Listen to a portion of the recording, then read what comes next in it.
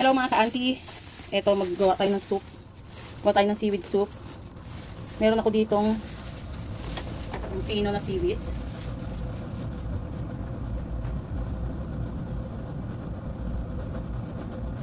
Yan. Shout out kay Mutya yan. Nakita ko kung paano siya magluto ng seaweed soup. So, ayan. Parang binusan niya muna yung seaweeds. Ano? Pinong-pino tong seaweeds ko eh. Ganyan lang. Ibusa lang muna natin siya.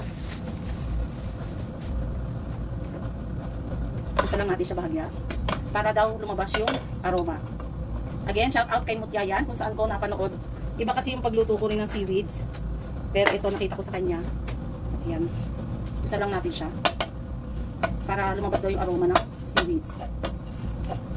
Medyo pinong seaweeds ito. Kala mo ano no? Ibusa natin. Para lumabas yung kanyang aroma.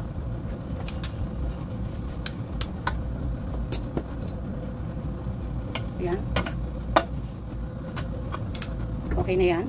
Dito tayo sa ating pinaka paglulutuan ng soup. Meron ako dito ang saucepan. Yan, bigyan natin ng konting oil.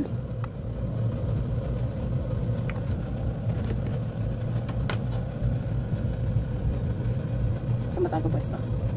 Yan, para medyo kita. Ayan. Isa tayo ng konting luya.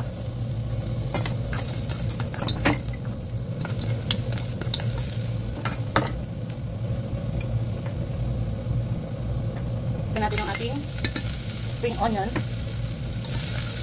para lumabas ang kanilang aroma ng ating aromatic. Ayan.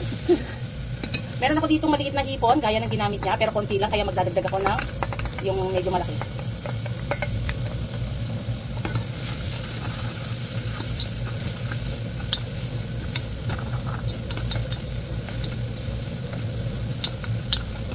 Pag naamoy nyo na yung amoy ng ating, lagyan na natin ng hot water. Ayan, nag-boil ako ng hot water dito. Wala akong chicken powder, so okay na yan.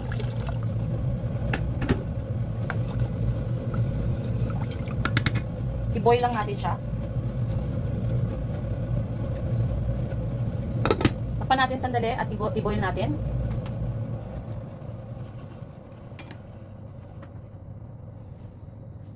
Oras na ng pag-prepare natin ng ating dinner. Simple lang ang dinner ng ating boss.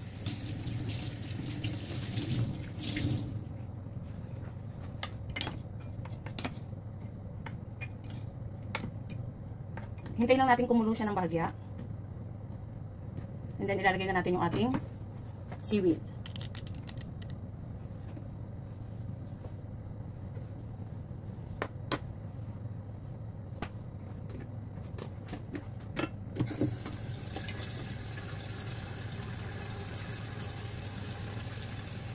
Napakasimple lang ang pagkain karamihan ng mga Chinese. Basta simple lang ang mga ingredients. Basta hapunan lang sila halos kumakain. So ganyan lang ako mag-prepare ng dinner. Ito ang ating simple soup. Hindi tayo nagluluto ngayon ng long soup.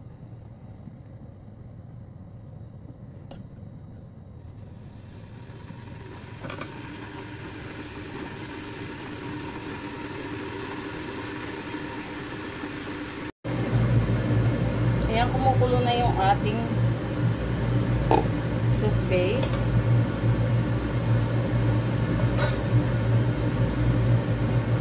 Lagay na natin yung ating seaweed.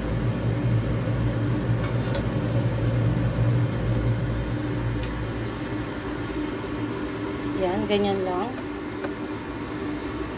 Ganyan lang kasimple. Usually, pag nagluluto ako ng seaweed soup, salted egg naman ang nilalagay ko. Now, maglagay lang tayo ng seasoning. Salt lang.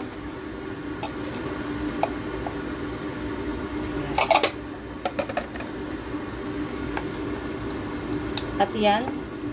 Okay na yan. Ready na yung ating soup.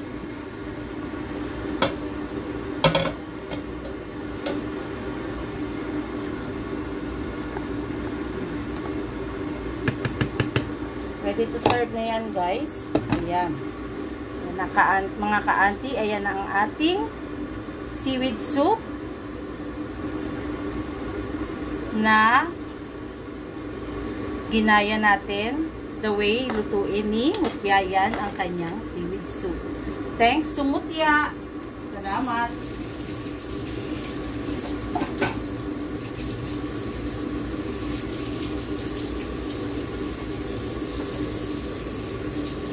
Tapos na po ang ating seaweed soup. Paalam!